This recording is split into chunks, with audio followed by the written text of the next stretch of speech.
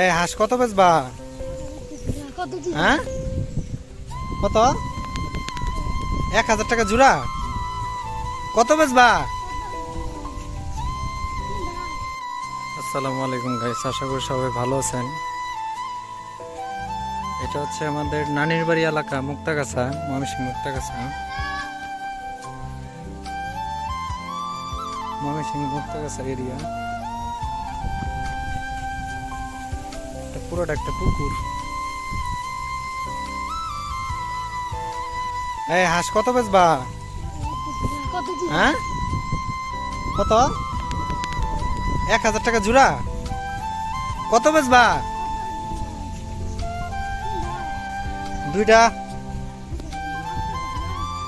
500 টাকা দেই। হ্যাঁ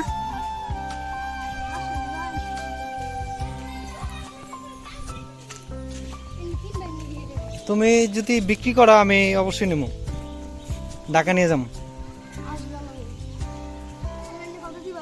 দুইটা 500 টাকা দিন। হ্যাঁ ঢাকায় 200-250 টাকা করে হাসপাতাল। ভিডিও করতেছে, আমার ইউটিউব চ্যানেল আছে, বুঝো? ইউটিউব বুঝো? হ্যাঁ হ্যাঁ না না 500 টাকা দিন যাও। আমি এই দুইটা হাঁস কিনলাম 500 টাকা দেয়া। দুইটা হাঁস কিনছি, সবাই বলতেছে যে ঠকছি বলে।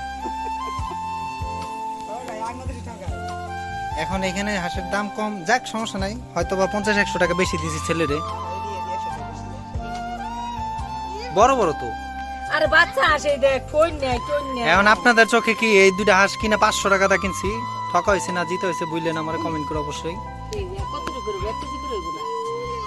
আচ্ছা আমার দুইটা হাঁস নিছি না, একটা আপনি নেবেন, একটা আমার দিচ্ছেন টাকা তো আমি দিছি না। দুইটা হাঁস 500 টাকা নিছে, যাই হোক। আচ্ছা ঠকলে ঠকছি, সমস্যা নেই। দুইটা হাঁস কিনলাম গাইস, আসলে মানে ছেলেটারে প্রায় 1 মাইল দূরের থেকে হাঁটাই আনছি। এখন যাইতেছে বাজারে। আমাদের আবার এখানে নানির বাড়ি মুক্তাগাছা একটা বাজার আছে, নাম হলো রৌড়সর বাজার। তো এই বাজারটা শুক্রবারে বিশাল আকার একটা বাজার হয়, বিশাল আকার একটা বাজার হয় এখানে। এক ছেলে দেখি বলে করে হাঁস নিয়ে যেতেছে, পরে আমি ওরা দাঁড়া করাইছি। এখন ঢাকার মাপে আমি কিন্তু দিচ্ছি। ঢাকার যে দুইটা হাঁস দেখলেন, ঢাকাতে কিন্তু এই দুইটা হাঁস সর্বনিম্ন কিনতে গেলে না হলেও 600 টাকার নিচে তো পারা যাবে না, দেশি হাঁস না। আর এখন ওই যে ঢাকায় ব্রয়লার মুরগির মতন হাঁস চাষ করে না, সাদা সাদা, ওগুলা বিক্রি করে, ওগুলো আসলে মজা লাগে না। আর এটা তো দেশি হাঁস। হাঁস দুইটা ন্যূনতম 1 কেজি করে হবে, দুইটা 2 কেজি হবে। 500 টাকাতে নিছি। এখন ঠকলে ঠকছি আসলে গাইস। হাঁস কেনার পরে যাইতেছি বাজারে। আমি তখন বাজারে যেতাম, কিন্তু রাস্তার মধ্যে ছেলেটার সাথে দেখা হইয়া মানে নেওয়ার পরে আসলে গ্রামের মহিলারা এখন হাঁসের দাম সস্তা, এত দুইটা 500 টাকা দিয়ে নিছ, 400 টাকা দিয়ে। আমি কই না, অলরেডি ছেলেটার দাম বলে ফেলাইছি। গাছ এই যে আম গাছটা দেখতেছেন, এটা হচ্ছে ক্ষেতের মধ্যে আম গাছ।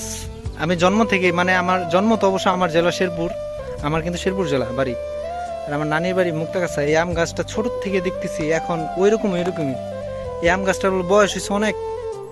গাছ যে বাজারটা যাইতেছি, ইনশাল্লাহ এই বাজারটা আমি আপনাদেরকে দেখাবো। তবে এটার জন্য আলাদা ভিডিও থাকবে, মানে আলাদা ব্লগ। এই ভিডিওতে ওই বাজারের ভিডিওটা পাবেন না।